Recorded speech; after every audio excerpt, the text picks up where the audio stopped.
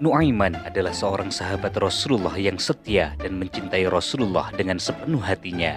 Meskipun ia memiliki kebiasaan jahil yang seringkali membuat orang di sekitarnya mengelus dada. Nuaiman berasal dari Bani Najjar yang merupakan bagian dari kaum Ansor, penduduk asli Madinah yang setia mendukung perjuangan Rasulullah. Meskipun kadangkali tingkah laku Nuaiman bertolak belakang dengan ajaran Islam, yaitu suka meminum khamr. Tentu saja Rasulullah tetap memberi hukuman cambuk atas perbuatan maksiatnya, namun Rasulullah tetap menyayanginya, bahkan Rasulullah kerap membela Nuaiman. Ada sebuah hadis yang diriwayatkan oleh Imam Ahmad di mana Rasulullah bersabda, "Janganlah kalian gemar menghujat Nuaiman karena sesungguhnya dia mencintai Allah dan Rasulnya." Ini menunjukkan bahwa maksiat adalah sebuah perkara dan mencintai Allah dan Rasulnya adalah perkara yang berbeda. Sebuah dosa dan kemaksiatan dapat dihapuskan karena kecintaan kepada Allah dan Rasulullah. Ini juga menunjukkan betapa besar kasih sayang Rasulullah terhadap sahabat yang satu ini. Kasih sayang dan penerimaan Rasulullah terhadap Nuaiman adalah bukti bahwa humor, tertawa, dan membuat orang lain bahagia bisa menjadi cara untuk mendekatkan diri kepada Allah dan Rasulullah. Nuaiman, sahabat yang selama ini dikenal dengan penuh kejenakaan dan keusilan, akhirnya berpulang ke rahmatullah.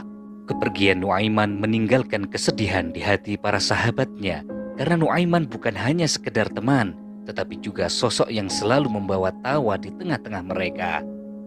Rasulullah Shallallahu Alaihi Wasallam ikut mengantarkan Nuaiman ke kuburnya dan mengikuti semua proses pemakamannya sampai selesai.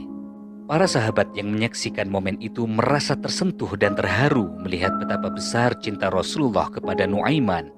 Nuaiman, si jenaka yang selalu berhasil membuat Rasulullah tertawa. Ketika semua proses pemakaman sudah selesai, tiba-tiba saja Rasulullah tersenyum. Para sahabat tentu saja bingung, di momen sedih seperti ini mengapa Rasulullah tersenyum, pikir mereka. Ternyata senyum Rasulullah berkaitan dengan keusilan yang dilakukan oleh Nuaiman di dalam kuburnya. Kenapa bisa begitu? Ternyata tidak lama setelah Nuaiman dikuburkan, malaikat Mungkar dan Nakir datang untuk menanyai Nuaiman. Dengan suara tegas dan agak keras mereka memulai pertanyaan pertama. "Man Rabbuka?" Siapa Tuhanmu? Nuaiman menjawab dengan sangat tenang. "Allahu Rabbi." Allah adalah Tuhanku. Malaikat Mungkar dan Nakir kemudian melanjutkan dengan pertanyaan kedua. "Man Nabiyuka?" Siapa nabimu? Pertanyaan kedua ini diucapkan dengan suara yang cukup keras, mungkin terlalu keras untuk Nuaiman. Mendengar pertanyaan itu, bukannya langsung menjawab, Nuaiman malah meminta malaikat untuk mengulangi pertanyaannya. "Tunggu dulu, tunggu. Ulangi pertanyaannya, tetapi jangan terlalu keras," kata Nuaiman. "Man nabiyuka?" Siapa nabimu? Kata sang malaikat. Kemudian dengan santai Nuaiman menjawab, "Tahu nggak siapa yang lagi di atas sini? Itu nabi saya. Beliau sedang memperhatikan kita dari atas kubur." Jawab Nuaiman dengan nada bercanda. Seolah-olah suasana di dalam kubur bukanlah sesuatu yang menegangkan bagi dirinya. Rasulullah yang berada di atas kuburan itu tersenyum mendengar jawaban Nuaiman. Bahkan dalam suasana yang seharusnya penuh dengan ketegangan, Nuaiman tetap mampu membawa kejenakaan yang membuat Rasulullah tersenyum.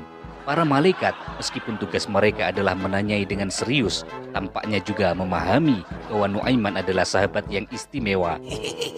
Di masa-masa krusial yang menentukan apakah dia di surga ataukah di neraka, ternyata Nuaiman tetap menjadi dirinya sendiri, yaitu seseorang yang membawa kebahagiaan dan tawa dimanapun ia berada.